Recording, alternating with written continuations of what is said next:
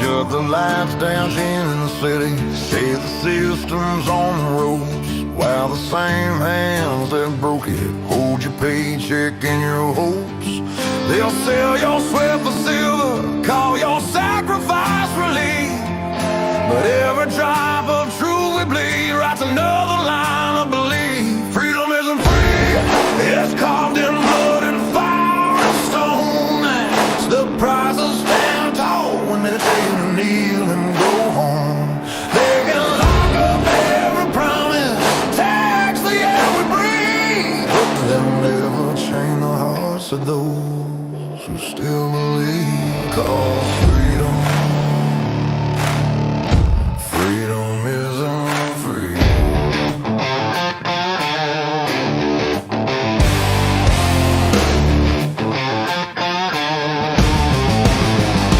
They preach peace from marble towers while they fence off your front yard. They wave a flag made out of rules and call obedience smart.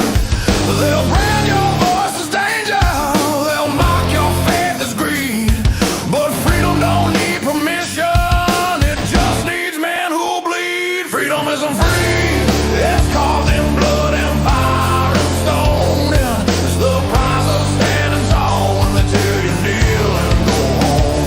They can lock up every promise, tax the air we breathe, but they'll never change the hearts of those who still believe. 'Cause freedom isn't free. Freedom isn't free, it's written in red on history's page, a warning to the tyrants and the cowards of the age. They can bury us in silence, but the truth still screams. Freedom isn't free.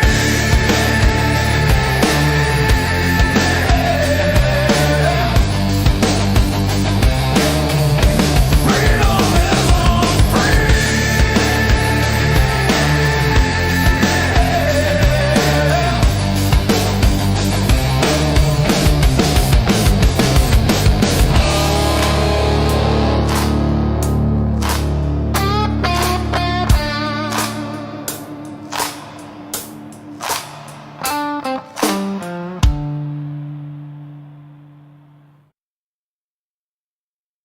Hello, friends. Do you have a moment so that we may discuss our Lord and Savior Minarchy?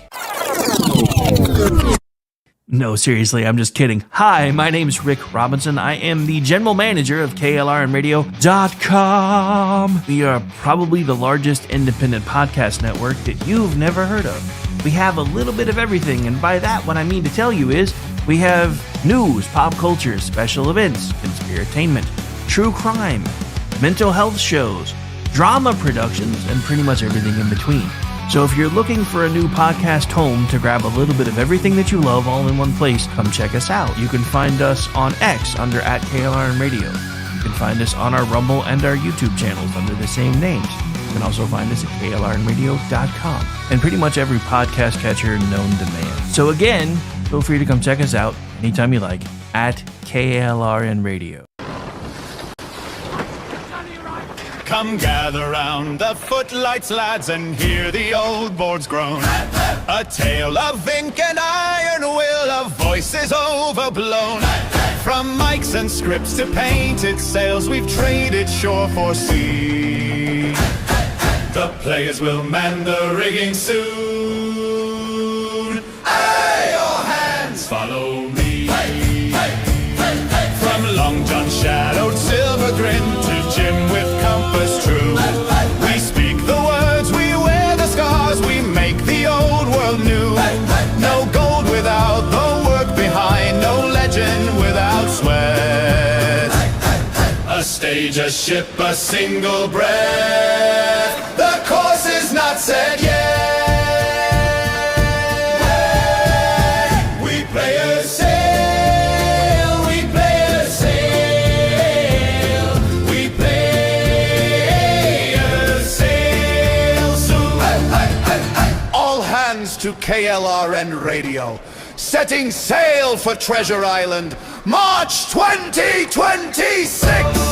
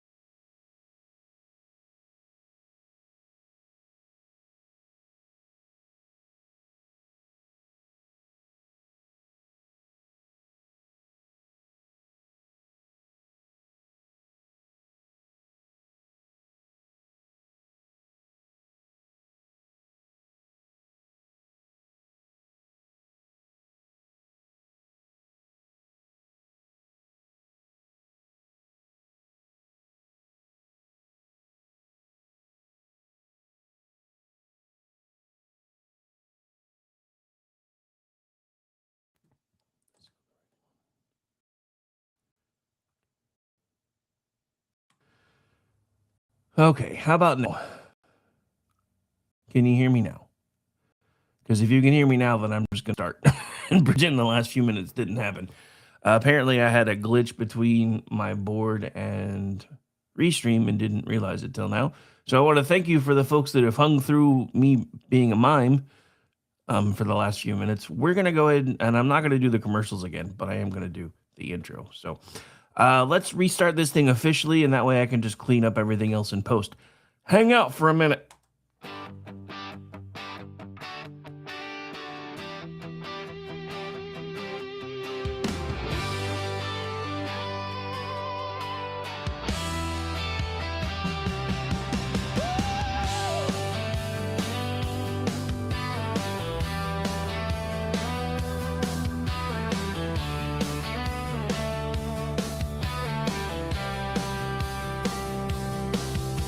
From red dirt roads to the Capitol steps, Rick's calling truth, no time for regrets. Fire in his voice, facts in his hand, talking sense to the heart of this land. It's the Rick Robinson Show, where the truth rides high. No spin, no script, just an eagle in the sky. From D.C. to Tulsa, he's calling it out. Mic in his hand, yeah, he's got... Okay, me trying to start the dreaded Monday show. Take two. Good Lord, did I mention it feels like a Monday? Because it is, but yeah, for those of you who couldn't hear me in the opening of the show, what I was explaining was it's been a while since I have done a Monday show because I have been sick for weeks and weeks, and every time I kicked it, it tried to come back.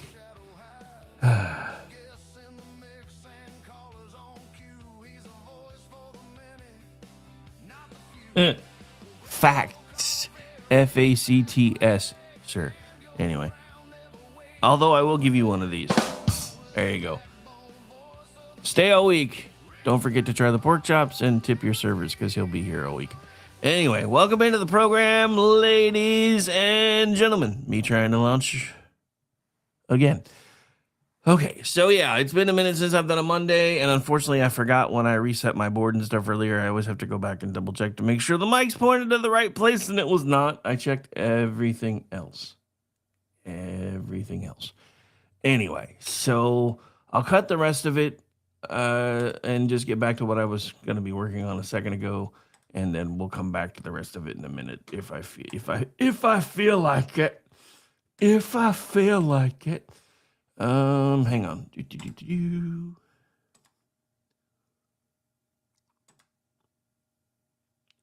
Wait, do I have the? Hang on, I need to check something.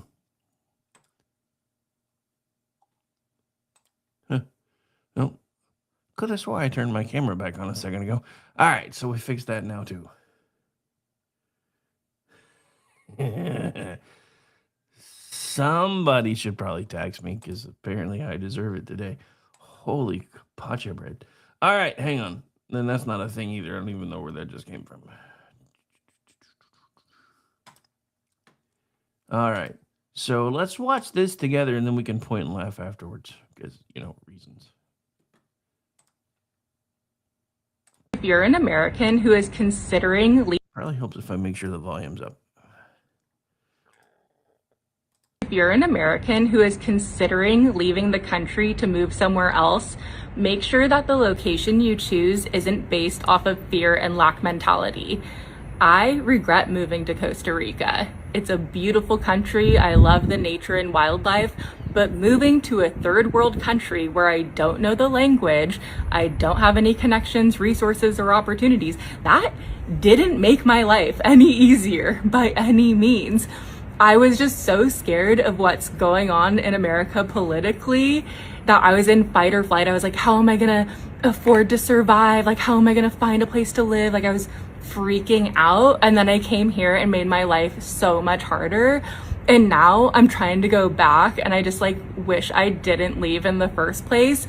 And it's so weird to No take backs. You're stuck. Want to move to America right now with everything that's going on, but I just left so many privileges and resources behind and I want them back. It sucks, but I kind of grew up in an interesting way. I was the poorest person in the wealthiest rooms throughout most of my childhood. I was extremely wealthy till I was like age 6. I had this beautiful waterfront mansion with a private beach and pool. And then my parents got divorced and I ended up with a parent who didn't have money. So we were living out of like trailers and hotels and lower income housing, but I was still in these really wealthy situations. Like I was in private school and cotillions and dance lessons. And I always thought that I was so poor because I was the poorest person that I knew. And all of my friends had like millionaire and billionaire parents. Now that I've traveled, I've seen like real poverty and I'm like, oh, I wasn't poor. But as a kid, I had these really luxurious vacations through my friends and family members where like my first introduction to Costa Rica, it was like when I was 17 years old. I came with my friend's family and we stayed at exclusive resorts. We were having lunch at the Four Seasons, and like same with my Hawaii experiences. My family friends took me and we stayed at the Grand Wailea and the Hyatt, all these really fancy luxury resorts, and we would explore the areas too. But you know, living in Nanavale or Pahoa is very different than taking a vacation at the Grand Wailea or Four Seasons. So, you know, my travels and moves, I've really realized how privileged I've been. And there's a lot of things that like made me run away from LA and Orange County, some traumatic experiences and terrible people. But I left a lot of resources and great people behind, and I need to be in those environments again. I really miss luxury environments. That is not my problem. I don't care that you miss your life of luxury. I do find it humorous and entertaining, however, that you have suddenly figured out that, hey, maybe things weren't so bad in America after all, you derp. This is what I'm talking about. These people, and the funny thing is, they say it's us because we're the uncultured swine who never travel. You know what? I don't have to go to other countries to learn about them. I have all of the information of the world at my fingertips because I have a computer and an internet connection and a tablet and a phone. So I can research all kinds of stuff. So I know how great it is to be here. And it's not because I'll be honest, I have never left the continent of North America. But I have been to Canada and I have been to Mexico, and I don't want to live anywhere else. I don't care. I don't care about the supposed deep tapestry of culture in Europe because they have let it be destroyed. They just don't realize that they have yet. But this, to me, and there's a reason she's still on the screen right now, says so much because you have a raging liberal leftist lunatic who, in her own words, was in fight or flight mode and was so afraid of what life was going to be like if Trump was elected again that she moved somewhere else entirely. And she now regrets that decision. Because since she was in fight or flight mode, she didn't really do enough research and realize, hey, I don't really understand the language down here. I don't know how their culture works. And guess what? No other country besides us rolls out the red carpet for immigrants. Not even the legal ones. Because we do want immigration. This is one of the biggest fallacies of the left, and one of the ones that they have been able to beat us about the head and shoulders with over and over and over again is you hate immigrants. No, I don't. Hell, I'm an immigrant. For the most part, I do have some native DNA, but most of my ancestry comes from places like Ireland and Poland and a few other places because I'm a Heinz 57, as my grandpa used to call us. Because I've got a little bit of everything. But it doesn't mean that we don't like immigration. What we want is people that are immigrating here to try to make the country a better place, not to reshape it in their country's image. And that's what we have going on with the left right now. They have swung the gates so wide open that everyone was coming in, and now you have entire groups of people, most of which are of the Islamic faith, and I say that as a blatant misnomer because there's no such thing as the Islamic faith. There is the Islamic governmental system masquerading as a faith. But it's not actually a faith, which is one of the reasons why anytime anybody, well, you're violating their First Amendment rights. No, I'm not. because they are operating and practicing law that is antithetical to U.S. law. That is not a violation of First Amendment. Yeah, I get it, but they've been here so long, BZ, that they're considered native because they came here apparently thousands of years ago. So, but yeah, you're right. Nobody's native to anywhere unless you count wherever the Garden of Eden originally was at. That's about our only native spot, whether anybody wants to admit it or not, because we all migrated from there in one way or the other. But again, now I've offended half the liberals on YouTube. They're like, "Oh my gosh, he's in the Garden of Eden. He's a damn Christian." Yes, I am a Christian. I'm sorry. I understand that it's hard for you to comprehend that something can come from nothing, because that can't happen. But according to you guys, it can. Which is funny because I actually got in a theological debate with somebody a few months ago, and it was very interesting because they were like, well, we know, and again, and the funny thing about all this is now even the Big Bang Theory is starting to be revisited, but they brought up the Big Bang Theory, and I'm like, okay, so what caused the Big Bang? We don't know. So could it be possible, because remember, when the Big Bang happened, there was a bright flash of light. Could it be possible that when God said, "Let there be light," that is what triggered the Big Bang? Well, then why does the Bible say that the earth was created in 7 days? Does anybody know how long a day is to an immortal being? Pretty sure, probably pretty long. So then let's take everything else at face value. So you say something came from nothing, was completely accidental. I say there was at least some form of design intelligence involved, even if you're not willing to admit what that design intelligence might be. Are you willing to submit to the fact that something had to be designed behind the creation?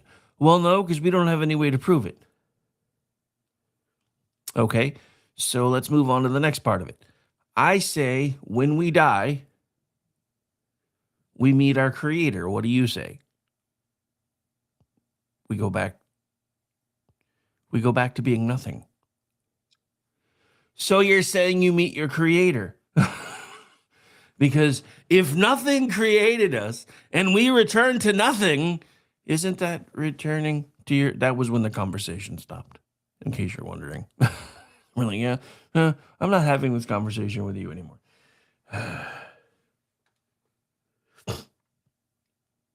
But anyway, this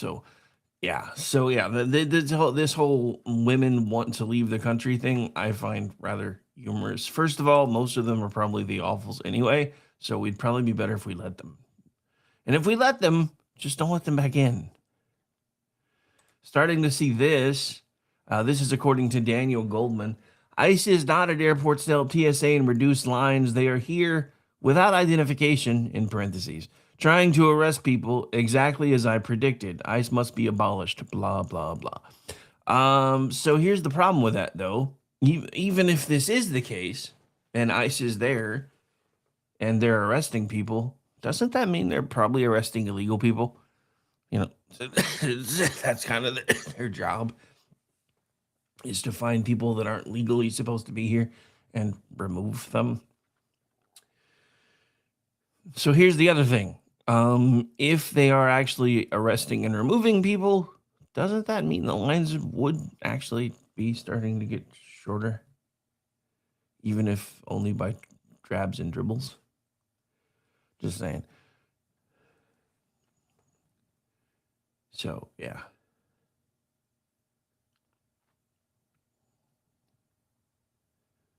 So here's the problem. You guys can't have it both ways. You can't say, well, we're not going to fund TSA because of this, and then when Donald Trump finds a solution to bring more bodies into the fight to help with TSA, well, we don't like this because they're doing this instead. Whose fault is that? Whose fault is that? Now, I will be the first one to tell you, as far as I'm concerned, the Department of Homeland Security should not exist, at least not in the way that it does. So that's why I'm just kind of laughing about this fight, because the same folks that are usually want all the big government are suddenly like, we don't like the fact that we have government so big that it's getting kind of hard to control it. Welcome to the party, dumbass. It's too bad you're only using this for political purposes, though, and don't actually mean it. Because no, DHS in its current form shouldn't exist in the way that it does. Because we don't need more government bureaucracy. We need less government bureaucracy. And I've been saying that for years, as soon as I did a deep dive on the Patriot Act, because, we were all, kind of like this woman that was just on the screen a minute ago. We were all living in these moments of fear. And at that point, our government stepped in and said, we're going to make it better. And this is how we're going to do it. And we're like, yay. And then we realized that we ceded a lot of our freedom for security, just like a certain founding father warned us that if we did, it would be bad. And we're slowly finding out how bad it's been. So I don't have an issue. If we're going to have an honest discussion about whether Department of Homeland Security should exist, or at least if it does exist, make it much smaller and give it a much less heavy footprint, and use some of the stuff that's come about it through it has been pretty good if they use it, but they don't most of the time. Because one of the biggest things that we found after 9/11 was we don't have very solid or strong or even consistent interagency communication. But that's because up until now, all of the independent agencies have felt like they were kind of competing with one another instead of working together. DHS was supposed to help quash that. Has it? No. So it's not doing one of its core missions. Then you have Federal Agent Barbie, who makes herself like the center of everything regarding DHS. And look, I don't necessarily think that she did a terrible job. I think she did I think she took the wrong approach, because this wasn't the next federal agent reality TV show. The next federal star coming up on CNN. No, that's not what this was supposed to be about. So she made it all about her. Now she's getting smacked around, and that's fine. She kind of deserves it. And I'm also, I know I'm all over the place right now, but I'm trying to make up for lost time. I also just saw a report of who it is. It looks like Kevin Stitt plans on appointing as Mullen's replacement. We may get into that after the break, which we're about to take in a second. Show clock's going to be a little off today because of the sound issue, but we're going to get through it. But yeah, we're going to go ahead and take a quick break. My name is Rick Robinson. This is my show. We'll be right back. Stay tuned.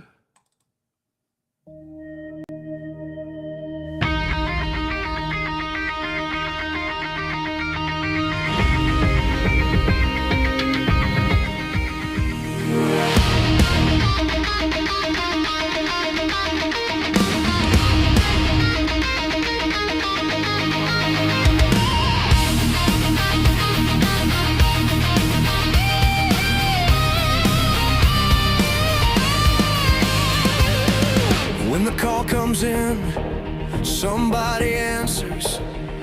Day or night, they're already moving. Calm voices, fast hands, doing the work while the rest of the world freezes. From a headset to a truck, from a badge to a door, they don't stop to count the cost. They step in when it matters. It's not about being seen, it's about being there.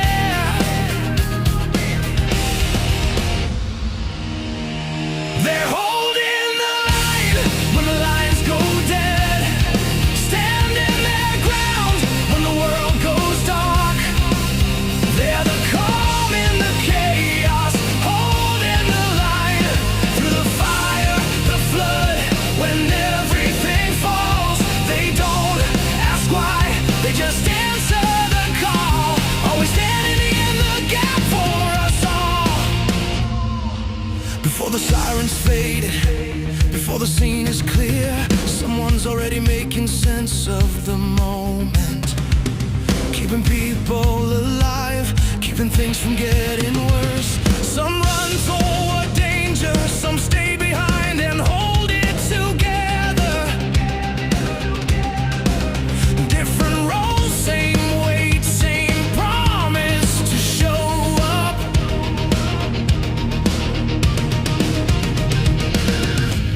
everything's on the line. They're already there. They're holding the line when the lines go dead, standing their ground when the world goes dark. They're the calm in the chaos, holding the line through the fire, the flood, when everything falls. They don't ask why, they just answer the call. Always standing in the gap for us all. This is service, this is sacrifice, this is how lives are saved. No spotlight, no applause, just showing up again and again. They're holding the line when the world goes dark. When everything's breaking, they hold their ground. They're the calm in the chaos, holding the line. So we raise our voices for the ones who stand. Every voice, every badge, every helping hand. They don't ask why, they just answer the call. Always standing in the gap for us all. Always standing in the gap for us all. For those who run it, for those who hold steady, for those who stand in the gap.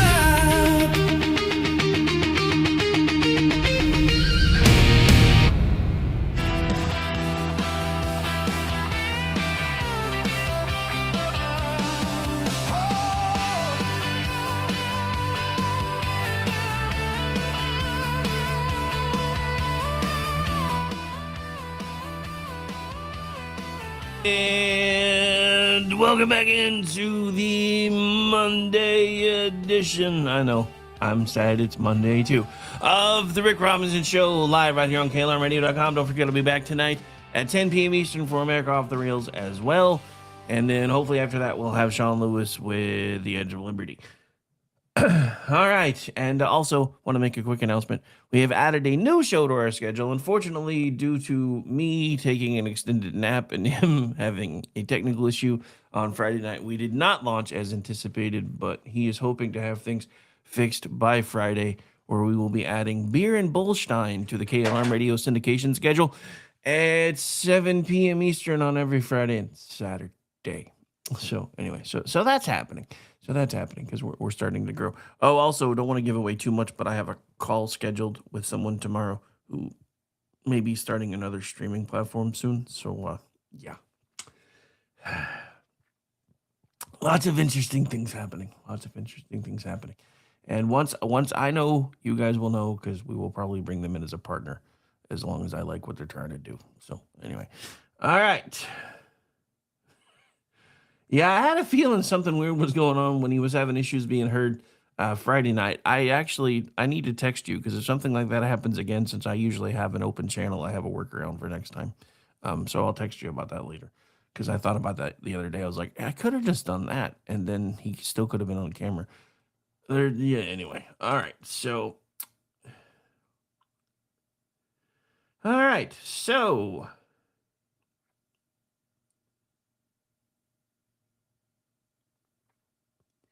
Yeah, you're still supposed to be sending me those things. And as far as I know, you haven't emailed them to me yet. So anyway, trying to expand the label so I'm not just putting out the stuff that I do. So anyway, all right. So let's see. I had something queued up and ready to go and then got distracted talking with the chat. So let's get that set up here. We'll play first, then discuss.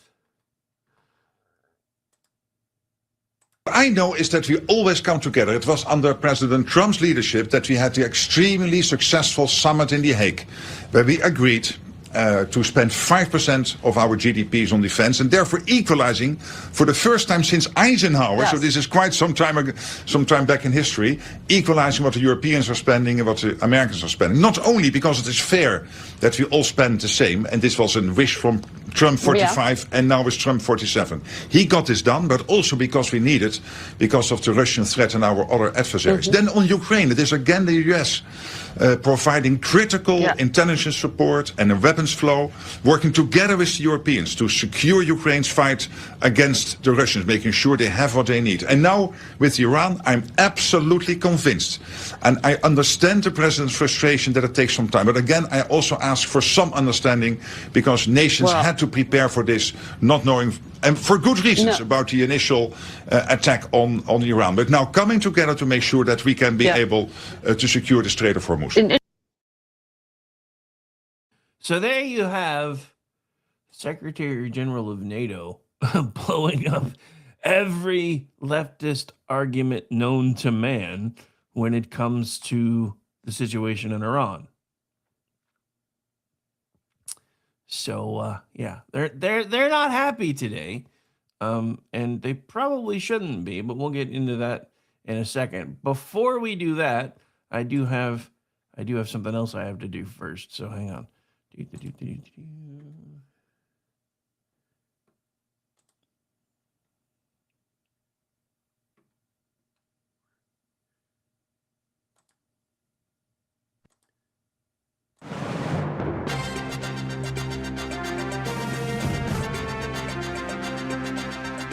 have breaking news.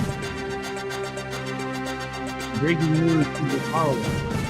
Notice has released a ruling, and the ruling today is as follows. The Supreme Court has reversed a Second Circuit decision in a 2015 Fourth Amendment case.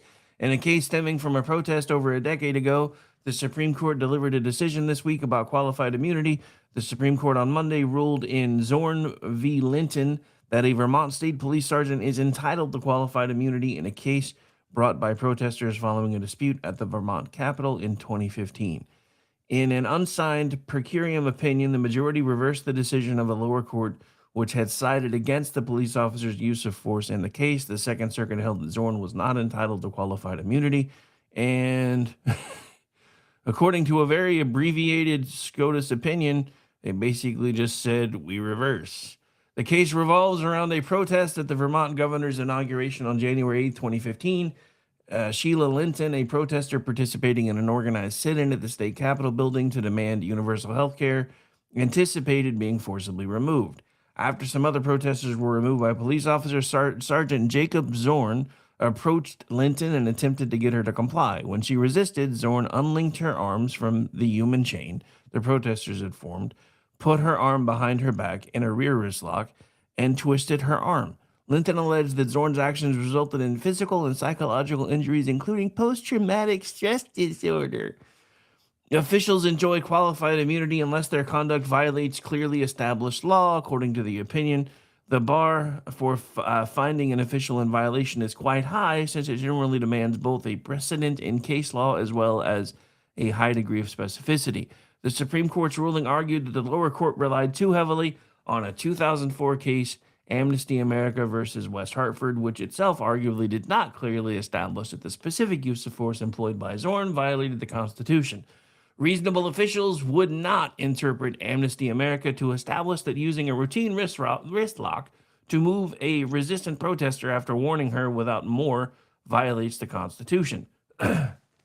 Of course, Justice Sonia Sotomayor dissented from the majority opinion and was joined by Justices Elena Kagan and Ketanji, tell me I can't tell you what a woman is, Brown Jackson. The dissenting opinion held that the Second Circuit did not err in holding that Zorn is not entitled to qualified immunity at this stage. At the very least, the decision below was not so wrong as to warrant the extraordinary remedy of a summary reversal. However, great day for law enforcement. Qualified immunity still a thing, so definitely wanted to talk about that. All right, so back to this, because this is just piling up win after win after win for Donald Trump, and one of them comes from what a lot of folks thought was a faux pas the other day. And BZ, I promise I'm not picking on you about it.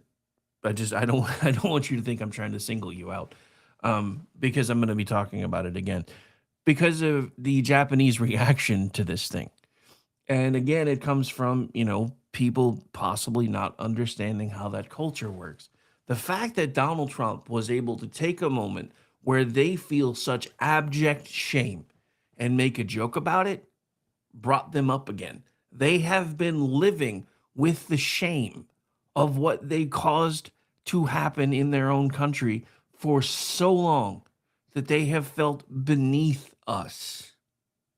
This is why, and I'll be honest, I didn't say anything until I actually got a chance to watch the video. But this is why, after I watched the video and I saw her glaring at the reporter and not staring down at her shoes, that I understood that there was a Western culture issue here.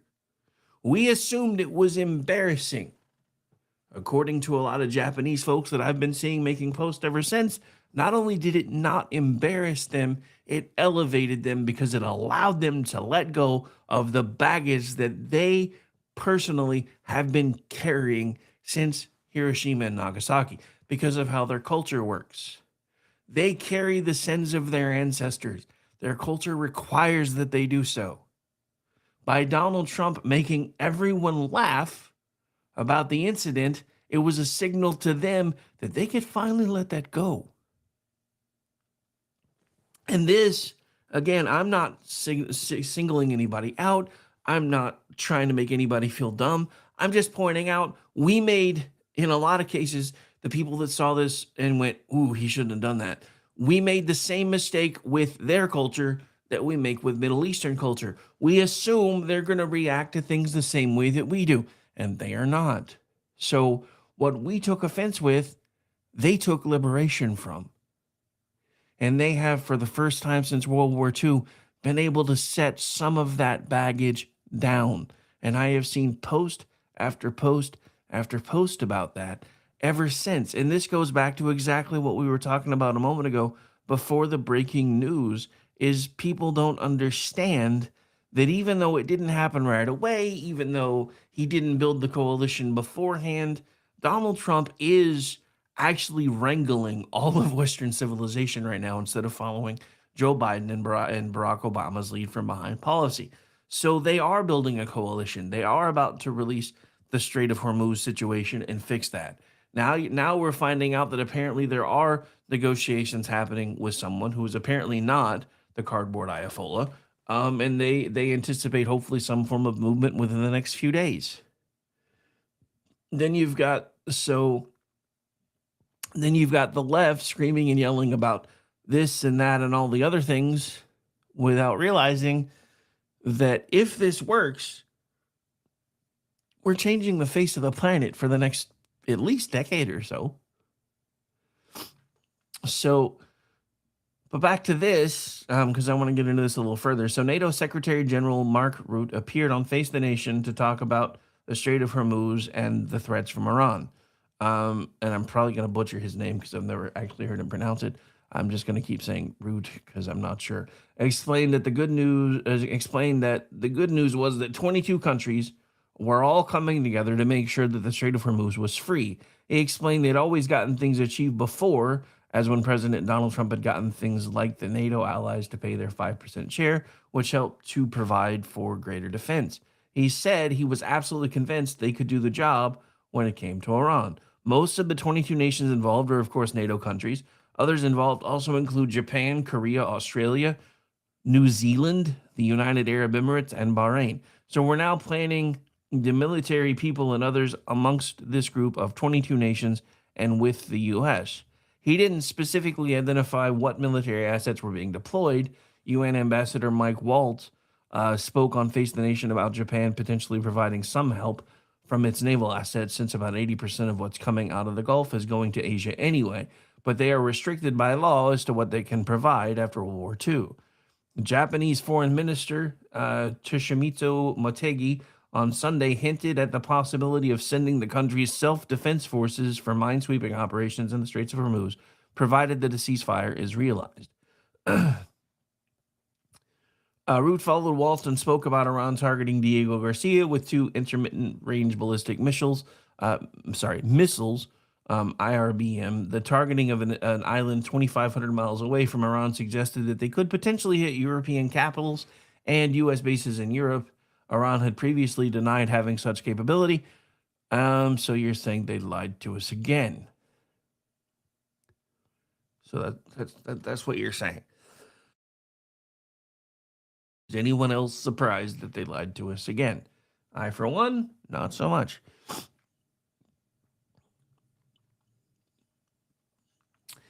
All right. So anyway, I don't know if I don't think this is the same clip. So hang on. Let's watch this. Let me get it queued up. I think it may be a continuation of one of the previous ones. It may even. I think it's Waltz. I think. There's not a name on there. All right, here we go. But Israel says these were intercontinental ballistic missiles that could hit Berlin, Paris, and Rome. Does NATO share that Israeli assessment? We cannot confirm that at the moment, so we're looking into that. But if this would be true, it is the more evidence that what the president is doing here, taking out the ballistic missile capability, taking out the nuclear capability from Iran, same guy. is crucial. Exactly as the ambassador just said, Ambassador Waltz. We have seen with North Korea, if we negotiate for too long, you might pass the moment where you can still get this thing done. And North Korea now has the nuclear capability. If Iran would have the nuclear capability, including together with the missile capability, it would be a direct threat, an existential threat to Israel, to the region, to Europe, to the stability in the world. So the president doing this is crucial. And I've seen the polling, but I really hope the American people will be with him, because he is doing this to make the whole world safer. So. All right, so there you have kind of a continuation of the theme, and I don't know. I know I talk a lot of crap about NATO, and especially the UN. I kind of feel like Trump's hurting them pretty well, though. So, because, we're not doing that whole lead from behind thing anymore. Anyway, all right. And again, BZ, I promise I wasn't trying to single you out. I just, because a lot of folks got that wrong. There were a lot of folks, even on our side, that were like, I can't believe he said that. I mean, can I say I probably wouldn't have said it publicly? Not so much, but I probably would have. Understanding, or see, that's the thing. I do my best to try to understand other cultures, so I can kind of figure out where they're coming from when they do things that everybody else is like, why the heck would they do that? So yeah. I would have figured out a way to probably communicate it in a back channel way, maybe. But then again, it going viral was one of the things that caused Japanese people to be able to see it. And they're like, you mean we can stop now? Which they should have been able to do a long time ago, but their culture is a little weird. All right, so we got to talk about this real quick. So apparently Pierre Poilievre recently went on Joe Rogan's podcast. So let's see what's going on with that. So Pierre Poilievre may be taking a page from Donald Trump's playbook for American audiences. Poilievre is Canada's conservative leader and top challenger for prime minister, a sharp-tongued critic of liberal governance who has fused free market economics with a populist political style. Trump's appearance on the Joe Rogan Experience podcast was widely credited, fairly or not, with helping him connect with voters outside of the traditional media bubble. You guys can thank Barron for that, by the way. Now, with his own poll numbers tightening, Poilievre has stepped onto the same stage, betting that a long-form, unfiltered conversation can do what scripted interviews often cannot. And it's hard to pinpoint the high point of Poilievre's appearance on Rogan's show because there were several. And I'm going to see if I can actually find some of the videos for later. But here's an excerpt. Poilievre didn't just avoid the risks his critics predicted. He made the format work for him like Trump before him. He used Rogan's show, not as a gauntlet, but as a platform. And I have to admit, I haven't watched that one yet, so I probably will watch it before Wednesday so that we can discuss it a little more. If not before Wednesday, then definitely before Friday.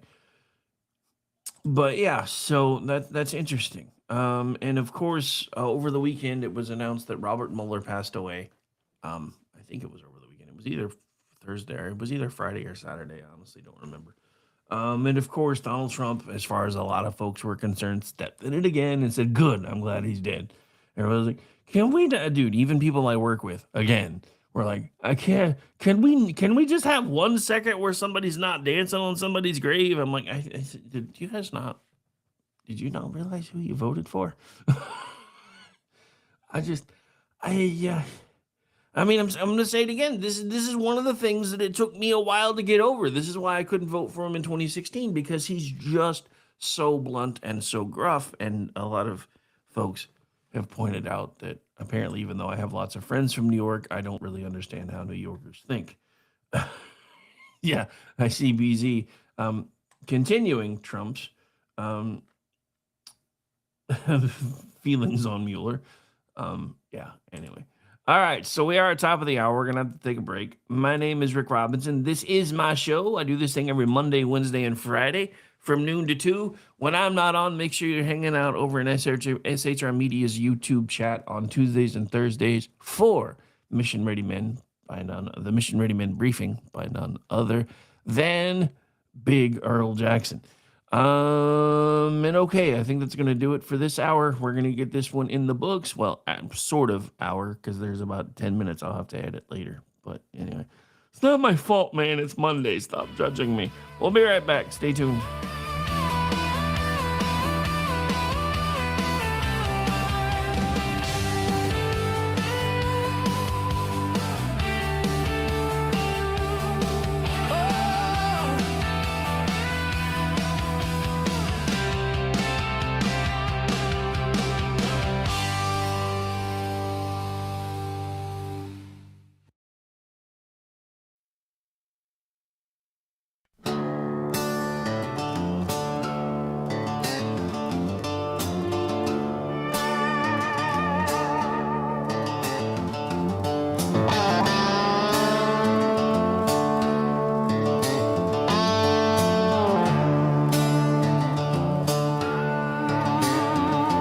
Shut the lights down in the city, say the system's on the ropes, while the same hands that broke it hold your paycheck and your hopes. They'll sell your sweat for silver, call your sacrifice relief, but every drop of truth we bleed writes another line of belief. Freedom isn't free, it's carved in blood and fire and stone. It's the price of stand tall when they tell you to kneel and go home. They can lock up every promise, tax the air we breathe, but they'll never chain the hearts of those who still believe. Cause freedom isn't free.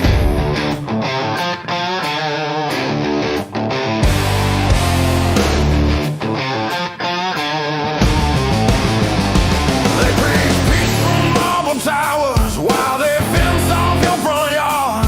They wave a flag made out of rules and call obedience smart. They'll brand your voice as danger, they'll mock your faith as greed. But freedom don't need permission, it just needs men who bleed. Freedom isn't free, it's carved in blood and fire and stone. It's the price of standing tall when they tell you kneel and go home. They can lock up every promise, tax the air we breathe, but they'll never change the hearts of those who still believe. Cause freedom isn't free. Freedom isn't free, it's written in red on history's page. A warning to the tyrants and the cowards of the age. They can bury us in silence, but the truth still screams. Freedom isn't free.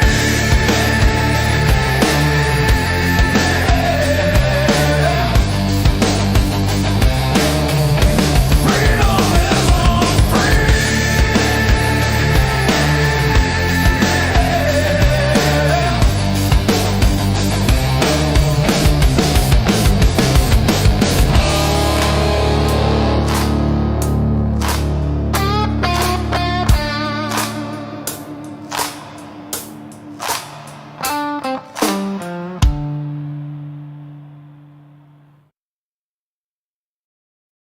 Hello, friends. Do you have a moment so that we may discuss our Lord and Savior Minarchy?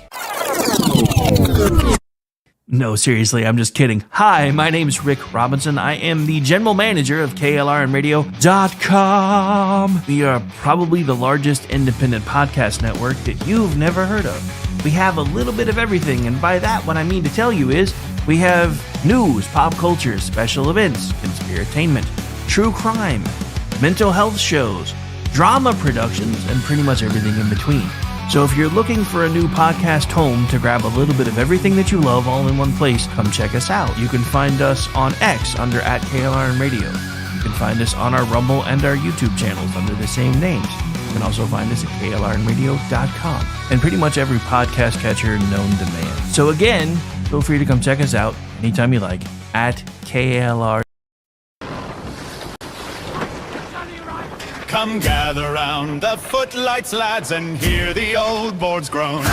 A tale of ink and iron will, of voices overblown. From mics and scripts to painted sails, we've traded shore for sea. The players will man the rigging soon. Aye, your hands, follow me.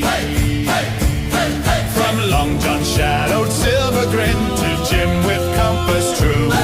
We speak the words, we wear the scars, we make the old world new. No gold without the work behind, no legend without sweat. A stage, a ship, a single breath. The course is not set yet. We play a sail, we play a sail, we play a sail soon. All hands to KLRN Radio, setting sail for Treasure Island, March 2026.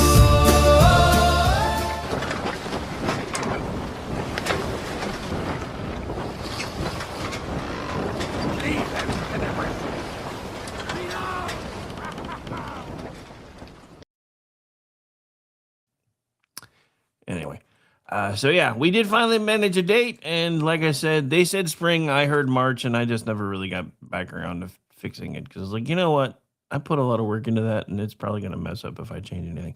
Anyway, back to your regularly scheduled commercials. Hi, everyone. This is JJ, the co-founder of Good Pods. If you haven't heard of it yet, Good Pods is like Goodreads or Instagram, but for podcasts. It's new, it's social, it's different, and it's growing really fast.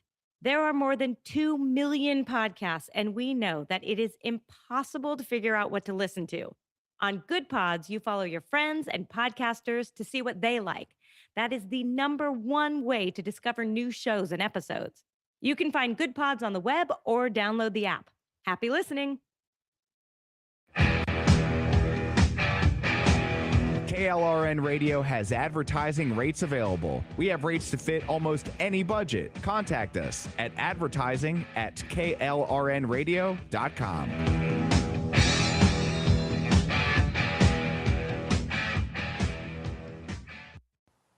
The following program contains coarse language and adult themes. Listener discretion is advised.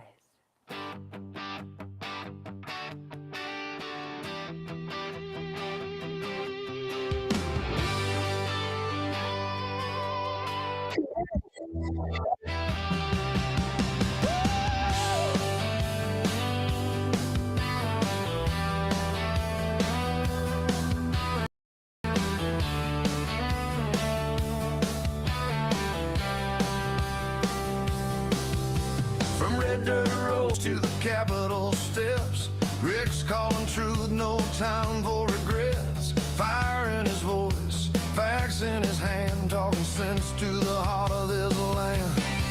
It's the Rick Robinson Show, where the truth rides high. No spin, no script, just an eagle in the sky. From D.C. to Tulsa, he's calling it out. Mic in his hand, yeah, he's got the clout. Heartland Radio, raw and real, tune in, speak up, and feel what we feel. All right, I know it's Monday. I'm sad about it too, but let's try to have a little bit of fun. I haven't done one of these in a while.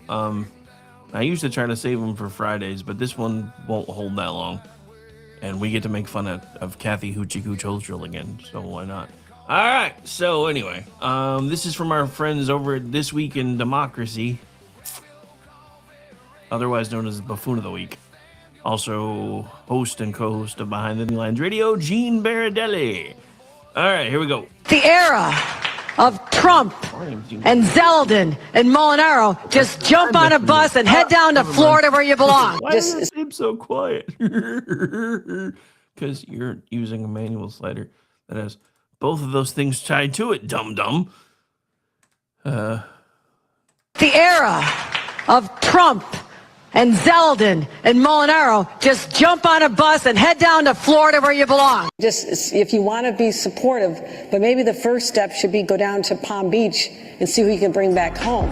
Ain't nothing changed, nothing new here to see. This ain't nothing but some political maneuvering. America, welcome to the eulogy, eat it up. It's called political buffoonery.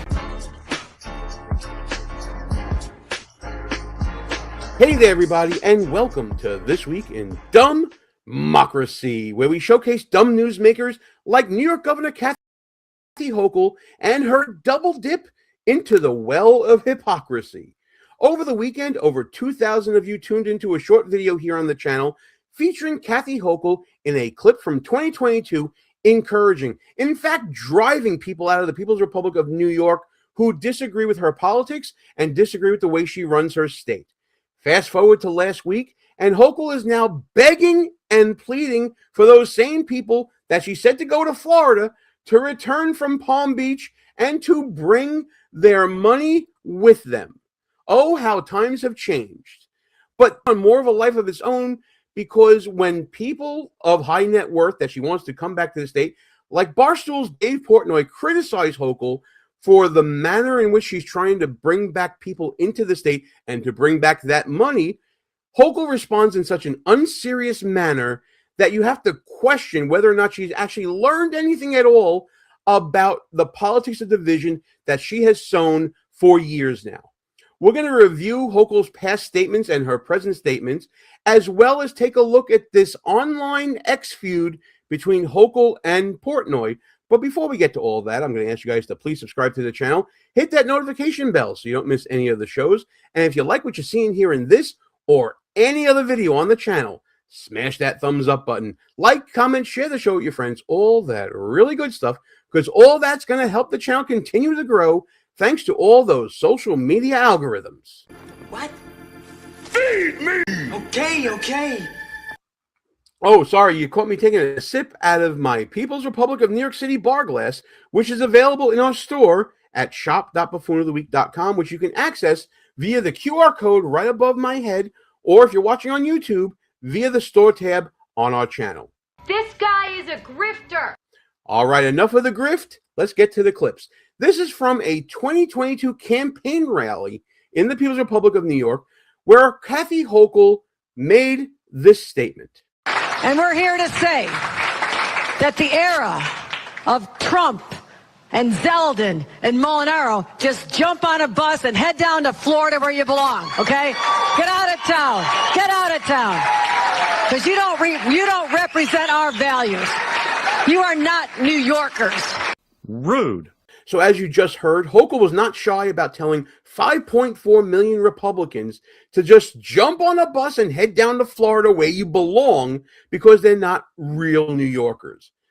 Getting beyond the disgusting partisanship of this message and how intolerant Hochul is, people did just that. In fact, even before this 2022 speech, New Yorkers were leaving in droves. Over 1.5 million New Yorkers left the state for greener pastures between 2012 and 2022. So long, losers! This was not only an intolerant message from Hochul, but a fiscally irresponsible one. In fact, for those of you who don't know, and I'm sure Hochul knew this back then, New York State's public sector is heavily reliant on personal income taxes paid by residents. So when you lose 1.5 New Yorkers in a decade, and then going forward into this year, another 500,000 or so left as well, you end up with budget shortfalls like the city and the state of New York are experiencing right now. What about my dreams? What about my money? Now is a great time to remind Mamdani and Hochul of Margaret Thatcher's famous quote, "The problem with socialism is that you eventually run out of other people's money." And that's where she stands right now. Let me frame it this way. I know New Yorkers are exasperated. They feel that everything's stacked against them. They're not getting ahead. Their rents are too damn high. Their child care costs are high. Their utility bills, and thank you to Washington, we're going to have higher prices at the pump. We already do. Everything just seems so hard for people. So I understand that frustration. You should join me in the North Country yesterday in Ogdensburg and Watertown, and people are so upset about the tariffs, raising the cost of everything. So there is this anxiety, which is real, and we're continuing to address the affordability crisis, which I believe should be the #1 priority of this legislative session. What can we do to take off some of that pain that New Yorkers are feeling that I hear about literally every day? Well, I mean, some austerity would help, right? Notice how she tried to blame the federal government and the Trump administration for tariffs and the war going on with Iran, increasing oil prices. Yeah, those are recent problems. But what about the over a decade history of the inflation of the budget of the People's Republic of New York for this never-ending cycle of social welfare programs and things that are completely unnecessary in the state?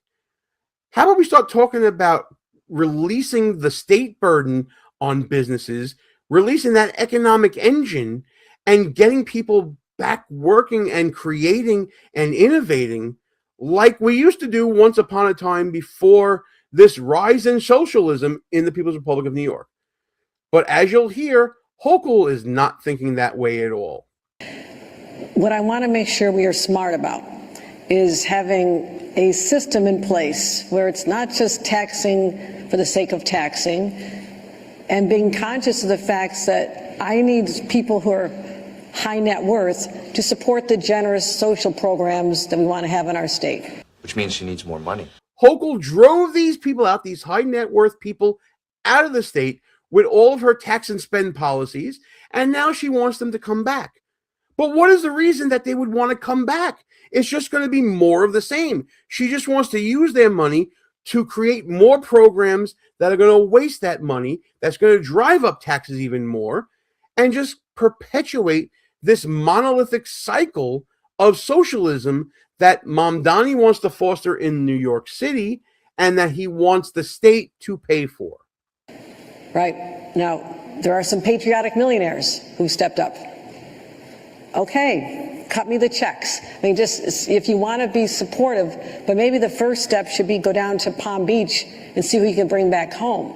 Come crawling back, eh? Because our tax base has been eroded. So I philosophically don't have a problem. It is like I have to look at the fact that we are in competition with other states who have less of a tax burden on their corporations and their individuals. And I would say remote work changed everything. There were people who could only work in an office in Manhattan or work in New York State, and they were captives to our state. They were going to stay. We saw that that's not the case. I mean, Wall Street businesses looking at Texas, they're not going there because they have a nicer governor. I know that for sure. But they're going there because of the tax rate. We have to be smart about this. But we can fund what we want to fund with what we already are taking in. Well, look who just caught up. Oh no, Kathy Hochul has learned about the law of competition. Yes, businesses, high net worth people, they don't want to have their earnings taxed. They're going to go to places that are more friendly in an environment for business and for their own personal income taxes. Duh, welcome to the game, Kathy. People have been leaving for over a decade from your state. You're just catching on now? So what are you going to do to attract these high net worth people from Palm Beach, where you sent them, by the way, to come back to the People's Republic of New York? Are you going to make your state more competitive, more attractive to those businesses? Or are you just going to beg them for money and not give them anything in return? This is sort of the point that's being made by Barstool's Dave Portnoy, and that triggered a childish, immature response from the governor's office. From the New York Post, Hochul dredges up embarrassing Dave Portnoy scandal after he rips her as hypocrite for a plea to millionaires. Hochul's office dredged up a scandal involving Portnoy's cheating ex-girlfriend after he blasted Hochul in a post on X.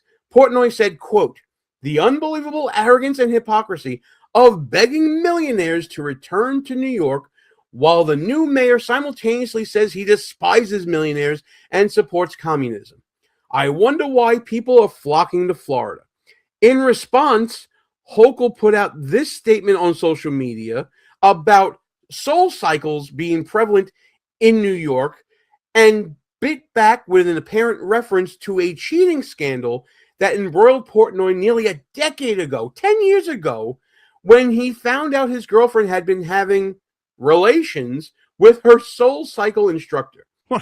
What's going on? Dirty politics? So here's that second dip of hypocrisy from Hochul.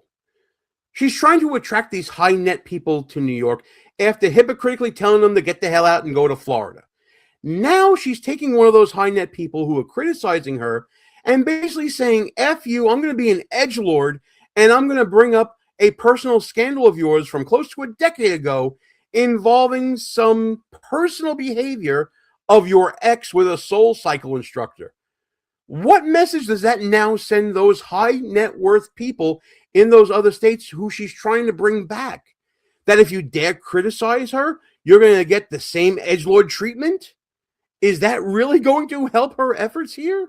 Or is that just showing that this is the second time she's been hypocritical in a week by saying, you know what? Yeah, I want your money, but I'm not going to bow down to you. I'm not going to incentivize you coming here. In fact, if you dare come up against me, I'm going to go right back up against you, and I'm not going to pull my punches. I'm going to get personal.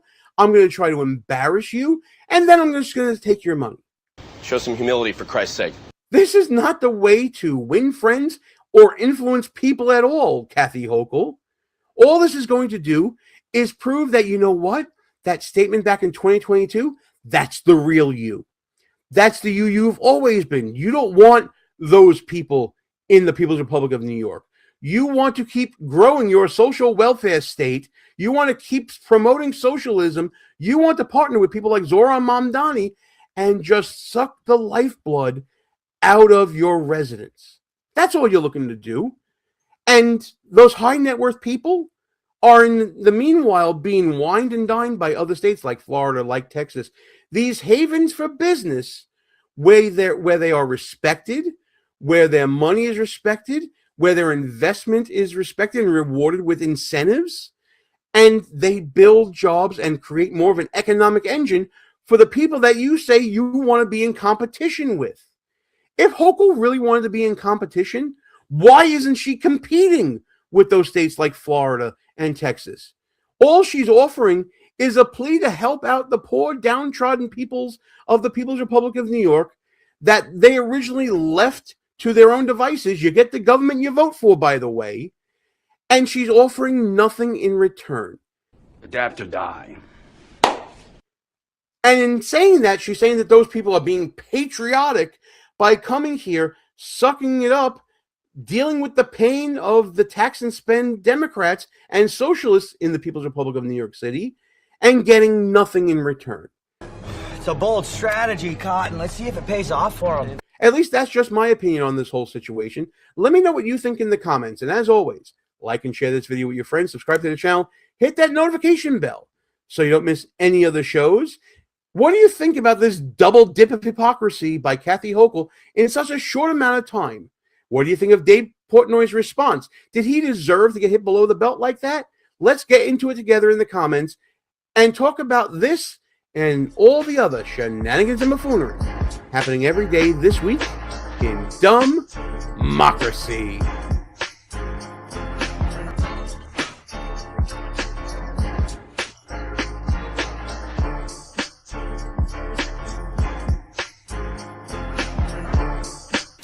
All views and opinions expressed here are not necessarily of the mainstream media and may offend some listeners.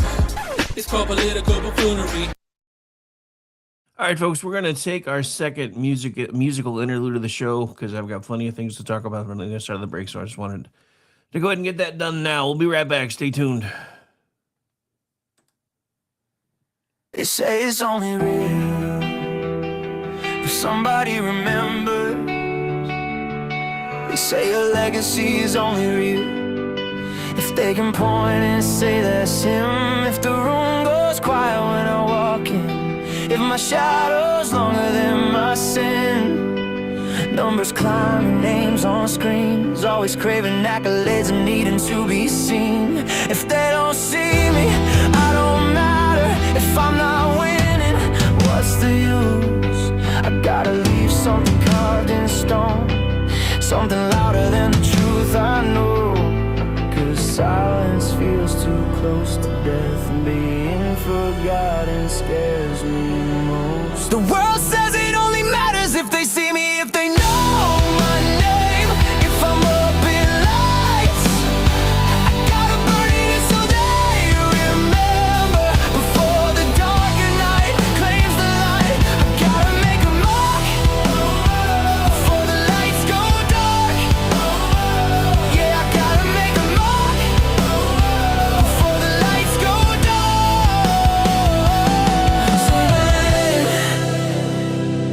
Say my name, don't let me fade away. I watch the faithful go unnoticed, hands so dirty from the work they never chase. Recognition, always walking in faith. Every prayer said in the shadows, every choice nobody praised. They weren't building monuments to fame, just kneeling to pray. Even when it was tough to stay, I felt the weight of what I wanted and the cost of what it took. I was chasing something empty while the answer overlooked. World says it only matters if they see me, if they know my name. If I'm up in lights, gotta burn it in so they remember. Before the darker night claims the light, I gotta make a mark before the lights go dark. Yeah, I gotta make a mark before the lights go dark. If they don't see me, I don't exist. If they don't clap, did I even live? I need my name in fire and sparks. I gotta make it loud before the lights go dark. Truth be told, and God alone knows, I chase the crowd just to feel complete. I measure worth by clout, by those surrounding me. But there's only one name that matters, and I laid mine down to claim it. All these years I tried to leave a legacy when I was called to carry his name. The only thing worth leaving behind is a life that pointed back to him. Not my glory, not my fire, just faith that held when the whole world dimmed. It shouldn't matter if they knew my name. My life should be the proof of his glory. What matters is what they saw in me when the world was watching how I live my life. It never mattered if they saw me or if they ever knew my name. If they saw Jesus in my walk each day, then I ran my race the right way. Let the lights fade, let the noise fall. Heaven knows the choice I made. I don't need my name in the spotlight. If they saw Jesus in my walk each day,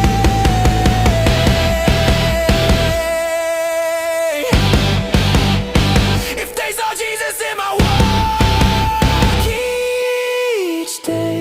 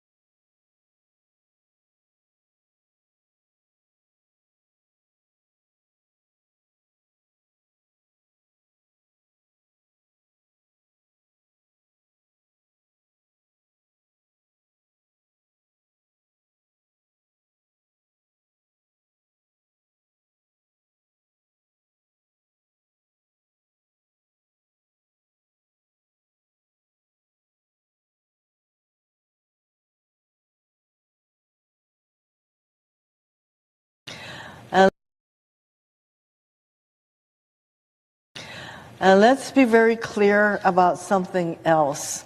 Non-citizen voting in federal elections is already illegal.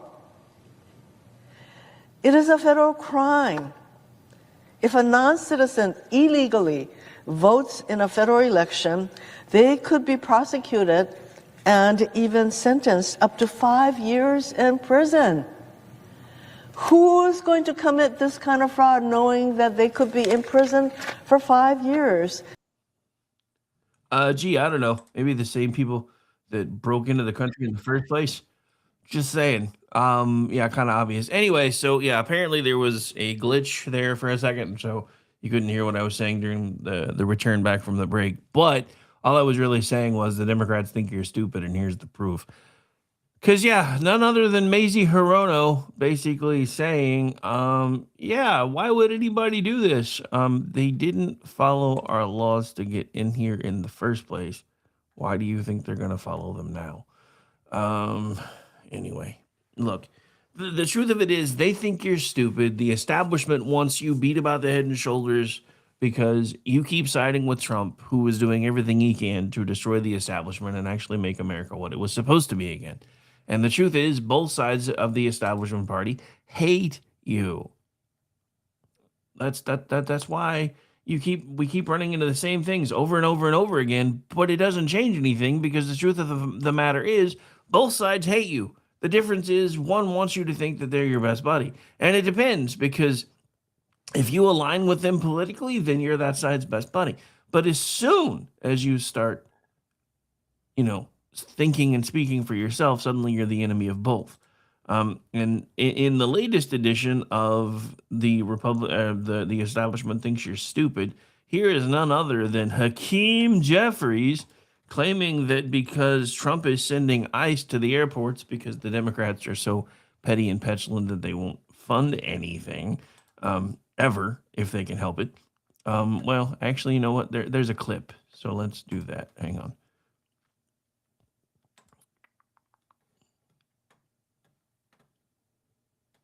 That way you guys can hear him say it. He said, now with the death of Iran, the greatest enemy America has is the radical left, highly incompetent Democratic Party. Your response? Donald Trump should keep his reckless mouth shut before he gets somebody killed. Okay, so that wasn't about the ICE thing. That was about his comment. Trump's comment regarding now that, He said, Iran is starting to potentially be brought to heel, that one of the most dangerous things we have left is the Democratic Socialist Party. I only have one question, though. Where's the lie?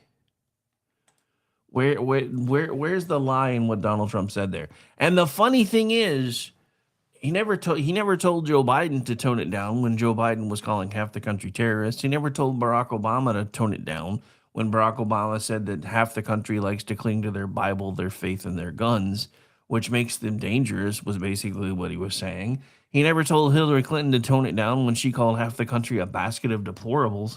So I'm sorry you guys are just now starting to figure out that we're tired of playing the game by the Marquis of Queensberry rules that the Republican Party has been playing with for the last half century, because we're over that. We as free Americans are over that because it puts way too many constraints on things. And I'm sorry, some of those restraints don't deserve to exist because they just don't. Because that's not how we win. Ladies and gentlemen, I'm going to say this again. America invented guerrilla warfare. We don't want to take credit for it. We assume it happened elsewhere. That's why the word guerrilla, it has a Spanish connotation to it. But we're the first ones that I know of that ever did it. Because war has always been, quote unquote, civilized. And there was this whole thing of people marching and setting up and lining up and then basically taking turns like it was some sort of turn-based role-playing game, taking shots at one another. And that's not how we've ever done this. And I've said this before. If not, if something like the court in Hague existed, America would have been found guilty of war crimes against Britain during our war for independence, because we would literally and actually, sorry, Ron, send people in and just butcher them in their sleep.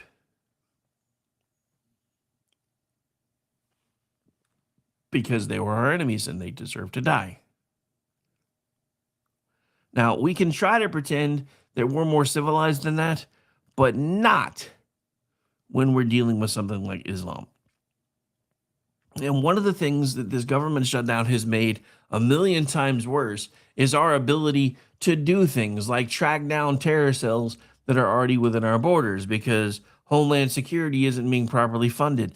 I would love to figure out how to spin down and despool all of Homeland Security, but now is not the time because they are too intertwined in everything. All right, so this is the next clip in the Hakeem Jeffries train that we have today. So hang on, let me get it queued up first, because this one's going to be kind of interesting. Because it may not be what you expect, because I know I didn't expect it, but here we go.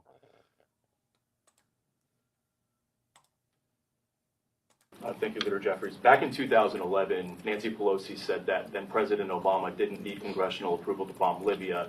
Now House Democrats say President Trump needs that approval to bomb Iran. What's the difference? Well, obviously, Libya and the circumstances connected to that were very different than the circumstance that we face in Iran right now. I mean, I don't even understand the genesis or basis of that question. Not suggesting that you're not asking it in good faith. Libya went on for 7 months. As I've indicated, first of all, it was not in Congress at the time. So we're dealing with what we're dealing with right now, which is a catastrophic, endless war, as Donald Trump has characterized it, without any justification that there was going to be a preeminent assault or attack on the United States of America, either in our homeland or as it relates to our interests in the Middle East. The administration is not even pretending like they have intelligence or information at this point, publicly. And certainly there's been nothing that has been presented to us privately to justify a preemptive strike of this nature that has triggered an all-out war in the Middle East. And I know you're right. Rick, you've played this before. That's because I wanted to stop right here. This was not a preemptive strike. This country has been at war with us since 1979, and they have said so publicly and repeated it and attacked us at every opportunity when they figure they found a soft enough target. And the reason this clip matters so much today, in my opinion, is even though it came across like a bad bout of Angry Birds because Iran's basically using a slingshot just to see how far they can throw a missile. And it didn't really do anything because one got intercepted and the other one went into the drink. It's still, they lied to us about their capability, because if they have missiles that can make a, what was it, roughly 2,500 kilometers, I think. If they have that kind of range, then they've been lying to us the entire time. And now you have, after Donald Trump made the announcement today that they have begun negotiation, and it seems like the mullahs are starting to look for an off-ramp, you have Iranian state TV saying, well, none of that's true. And we have people in America gobbling that up. Never in my life would I ever think that I believed Iranian TV news more than I believed our own American president, but here we are. That's because you're retarded. Not pulling any punches about it anymore. You're retarded. And coming from a guy with a face like this, that should hit home for you. Because, yes, I know. Some of you are like, well, yeah, look. I'm tired of surgeries, or I would have had it fixed a long time ago.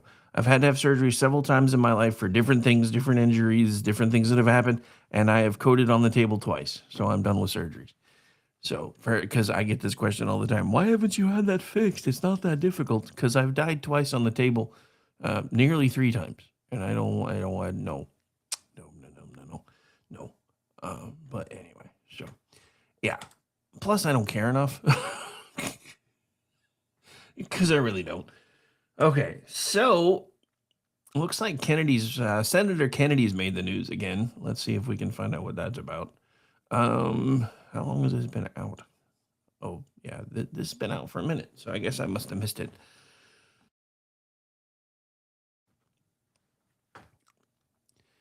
All right.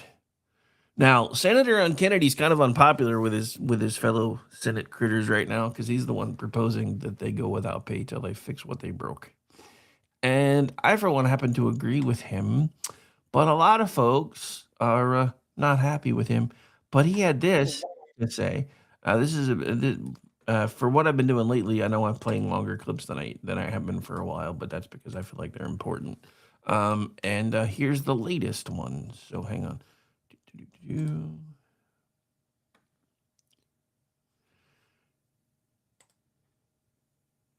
Provide that when we are in a shutdown, that senators cannot be paid, cannot receive their salaries. Their checks would be, think of it this way, Mr. President, locked in a vault. And once the shutdown is over, the senators could pick them up. Now, if I think everybody in the Congress knows what I'm about to say, may be a bit cynical, but it's true.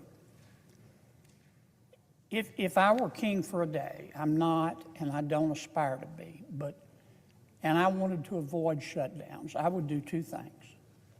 I would provide that members of Congress can't be paid during a shutdown, and I would provide that members of Congress can't leave Washington, D.C. during a shutdown. Now, I can't pass the second part of that. So I'm going to try to pass the first part of that.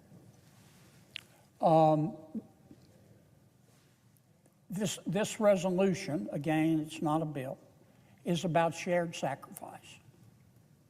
And I'm not doing it to punish anybody. I'm not doing it to try to embarrass anybody.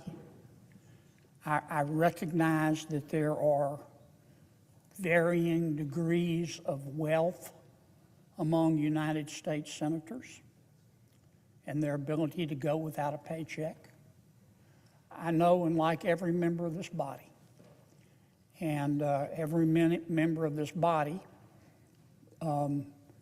has grown, who has a substantial amount of wealth, has achieved that wealth through their own hard work. And most, if not all of them, started with nothing. And you know what I say? God bless them. More power to them. That's America. So I want to put that up front because I'm sure that some are going to point out that some of our members are wealthier than others. I'll go a step further, and I've been saying this for a while. I don't think the Senate should receive their full salaries until we vote as to whether or not they deserve their full salaries. And I don't mean a nationwide vote. I think each individual state should be able to hold a vote at the end of the year to determine whether they feel their Senate critters deserve the rest of their salary or not. And before then, they should receive nothing but stipends, like they used to. Because this is the thing, folks. Congress was never intended to be a paid position. It was intended to be a life of service. And the reason it was a life of service was because there was a time, because travel used to take so long, that senators and Congress critters had to have regular jobs. They were doctors and lawyers and all those things. So they would be home most of the time within their constituency, doing their daily practices or their daily workloads, and then they would go to D.C. during special times to be able to cast votes, etc. I think with technology the way it is today, we need to get back to a form of that. I think there should be times, very important times or very, ceremonial times when folks are in Washington, D.C. for things like inaugurations, for certain votes, etc. But most of the work that D.C. Democrats and Republicans do today can and should be being done remotely. It's simple enough. The technology exists that we don't have to have them in D.C. 322 days out of the year. If they were actually having to live among their people again, they might be a little more reticent to do some of the crazy ass shenanigans that a lot of them have done. And that includes party people on both sides of the aisle, because they're being dumb. But I firmly believe that nobody in Congress should be paid until we verify that they've done the work, because they're supposed to be our servants, not our masters. And we, at some point, have allowed them to take how things were supposed to be and turn them around and make it completely different. Because now we work for them, not the other way around. They tax us to make sure they get their salaries. Which, guess what? That means we work for them. We are the labor that fuels their inanity. And we have let it be that way for far too long. Far too long. And I'm saying that about both sides, because there are people on both sides of the aisle that I disagree with. First of all, I don't know what happened to Thomas Massey, but he's completely lost his mind. Rand Paul may be considered a principled politician, but he's an asshat. Because he doesn't do anything. He doesn't accomplish anything. Thomas Massey doesn't do anything, doesn't accomplish anything. He makes these grandstands in Congress and then sends out fundraising emails. And, oh, he's fighting for us. We should fund him. And here's the other thing. Why in the hell is a Congress critter from Kentucky able to send out a nationwide funding email? You want to be funded? Get funded in Kentucky. Leave me alone. We have got to start being disciplined among ourselves again, because we're supposed to be the bosses. And I get it. Life is hard and life is busy. But if you don't want to wind up being a communist third world shithole, then you should start carving out some time to pay attention, because that's what both sides want. I've said this before. And in the final few minutes of the program, I think instead of going into the other stuff that I was going to talk about, I'm going to say it again. There was this grand idea after World War II that we were going to start building up third world nations into second world nations and eventually into first world nations, then bring everybody together and then figure out how to do some form of central government. Because that's kind of the trigger for, things to happen, for Christ to return, or even for the Muslims, that the world has to be bathed in blood for the Grand Imam to return. Those kind of things. So we started in our human fallacy kind of way that we do things to try to start to speed up the process. Even though the book plainly says no man knows the day or the hour, no one knows except my Father. I don't even know. But so the problem is it didn't work. And it didn't work because human greed got in the way. All these things that we were trying to do to supposedly make these countries better and to make their people healthier and smarter and able to raise crops and do all these things started being gobbled up by special interest groups, and they got in the way. If you don't believe me, you're seeing it happen here in America now. We have $81,000 per year being spent on homeless people in New York City, when that is right around the median income for the city of New York City. At this point, if you're just going to go full on socialism, you might as well just hand them the $81,000 a year as a UBI and see what they do with it, because they can't do any worse than you are. If that's the way you guys are going to go, then just go. But nobody wants to talk about the fact that with all of these programs that are supposed to be, well, this is to make everybody's life easier. This is to make things easier for people that are struggling. There's all of these administrators that get in the way, and they gobble up as much of the money as they can, and then they justify their existence by saying, we need more of your money to fix this. How much more of our money do you possibly need? But this goes back to another point that I've been making all along. Your government is never going to get rid of itself. And if your government actually started fixing what was really broken, you wouldn't need them anymore. This is why they hate Donald Trump, because Donald Trump is actually trying to fix what's broken and shrink our government. They can't have that. They don't want that. They need the government to be bigger. They need things like the Abominable Care Act. They need them because it was intended by people that knew what they were doing as the framework to put us into a system similar to what Europe, what England has, or what Britain has, and now what Canada has, which would eventually lead to, well, if your life's that hard, we can just help you end it. Because then it becomes, the old communist adage of, do you produce more potatoes than you consume? Because once you consume more potatoes than you produce, we don't need or want you anymore. And now you've got people in Canada complaining that people with depression have been offed by the government. And their family members are like, what the hell? You get what you vote for. But that's exactly what I'm talking about here. These people want these things to happen. One, if they can get you to take a needle in the arm, you're helping to shrink population. A smaller population is much easier to control than a larger one. That's why everything from Agenda 21 to now Agenda 2030 has had population control as a major means to implement the things that they want to do. And I know most of you are, well, that's nothing but conspiracy theory. Is it really? Is it really? After what you saw happen with COVID, if you can't see the writing on the wall anymore, I don't have a light bright enough to make you see it. But I wish I did. Because your government isn't always working for you. As a matter of fact, a lot of times your government is working contrary to your interests. There are a handful of people that have tried to come in and do the job the right way. And sadly, a lot of them get chewed up and spit out by the machine and then become DC's version of the Borg, where they went in with the best of intentions and they come out looking like they're no different than anyone else who was already there.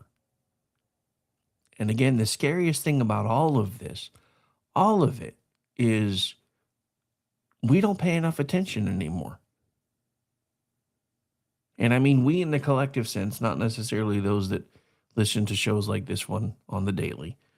Because a lot of folks don't. Hell, I was at a birthday party this Sunday, and family members that I hadn't seen in forever are like, okay, so what are you doing now? So I started explaining all the different things that I do, and the consulting company, and the production company, and the podcast work, and the writing, and that it all mostly centered around politics. Oh, I don't even turn that stuff on anymore. I don't even pay attention to any of that anymore. And I get it, because for a lot of folks, it's blissful when you can get away from it.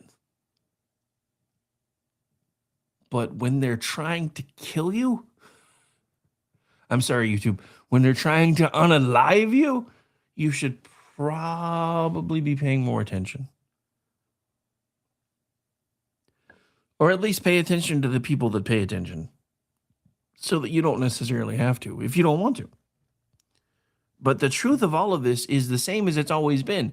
Your government is never going to fix itself unless you make it. And you make it by sending people that are going to do the job. Did you just say no? Wait. I have sound again. I have sound on my end. Hang on, let me check something. It's been a glitchy kind of day, ladies and gentlemen. Bear with me for a second while I check something.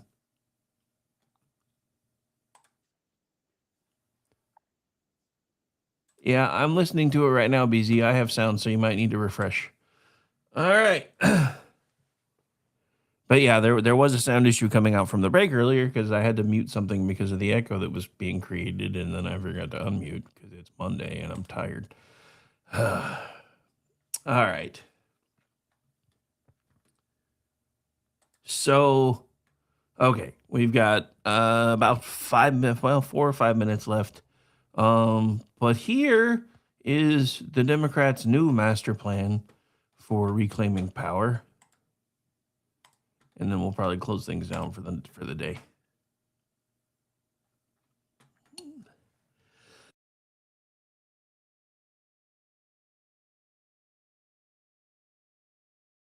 So this is from Amy Curtis over at Town Hall again. And I'm going to put this on the screen just so you guys can see it while I kind of read along through here in a second. Actually, I guess it's from an article from the Bulwark. But the reason I wanted to put this on the screen is because this is the new Democratic master plan. They want to bring back thirst traps for voters. Dems want hotter candidates on the ballot. Funny thing about all of that, though, if you look at who they've centered things around, it's people that have already been elected. And hang on, I just realized that. Well, you guys can still see it, so hang on. Let me see if I can make it bigger, though. All right, here we go. All right, so yeah, this is from the Bulwark. And thirst traps over think tanks. Dems want hotter candidates on the ballot. And of course, Amy Curtis wrote about it, which is where we're going to be pulling most of this from. So the Democratic Party platform is, yeah, we're messed up, but we're good looking, so elect us. What I find most interesting about this whole thing, though, is when you look at that image, one, most of those people were Democrats ages ago. And two, what's missing? What's missing? Even the black guy on the screen is only half black.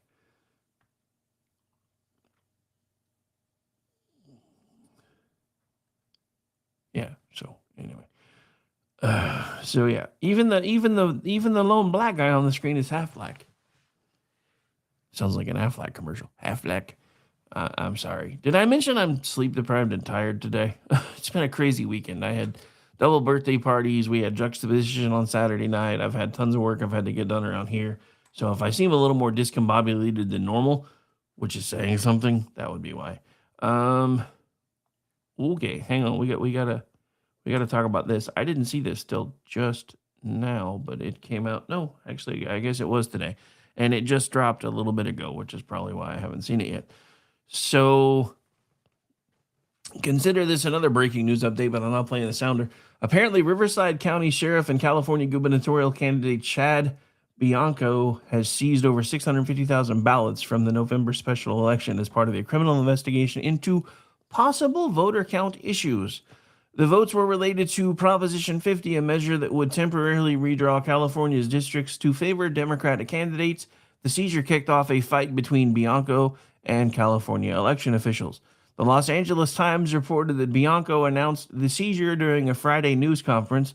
The story garnered attention because Bianco is not only the sheriff, but one of the highest profile Republican candidates running in the governor's race.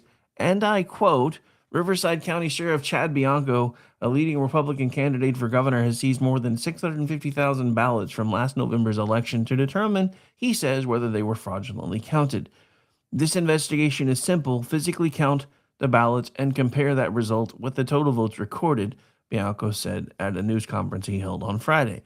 The unusual probe drew a sharp rebuke from California Attorney General Rob Bonta, who said in a statement that it is unprecedented in both scope and scale and appears not to be based on facts or on evidence. Critics, meanwhile, said Bianco's ballot seizure is a threat to democracy and another attempt by Republican election deniers to disenfranchise voters. And I quote, there is no indication anywhere in the United States of widespread voter fraud, Bonta said. Counts, recounts, hand counts, audits, and court cases all support this. Except he's lying, because the court cases don't support this. What we kept hearing over and over and over again from all of the people that were bringing up the possible election fraud court cases was the people bringing the suits didn't have standing, so therefore the courts couldn't address the issue. So that's not the court siding with the election integrity folks who are saying we don't have an issue. It's the court saying the people that were trying to bring the cases don't have standing with us, so we don't have any way to delve into this any further. And that is one of the things that has driven me the most crazy about this whole, there's no proof that there's been any election issues, except again, I would like to remind you that in Georgia, they certified 315,000 votes that they couldn't properly follow chain of custody for.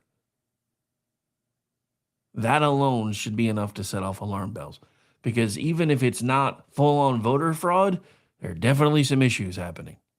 Because I'd like to remind you of how few votes Joe Biden actually won Georgia in. during that election. Just pointing that out. All right, ladies and gentlemen, we have come to the end of our time together today.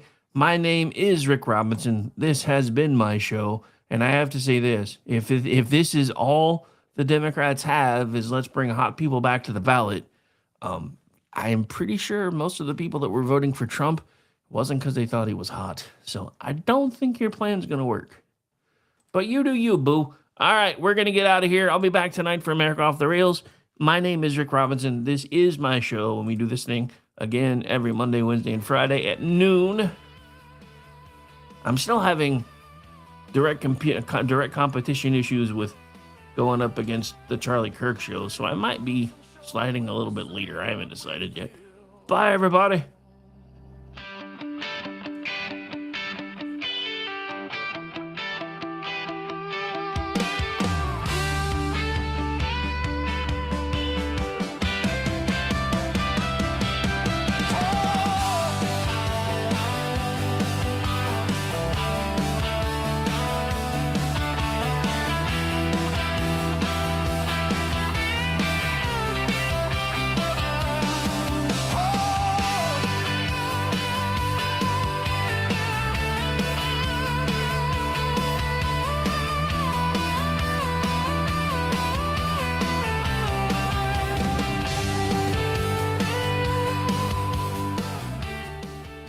Say goodnight, Gracie.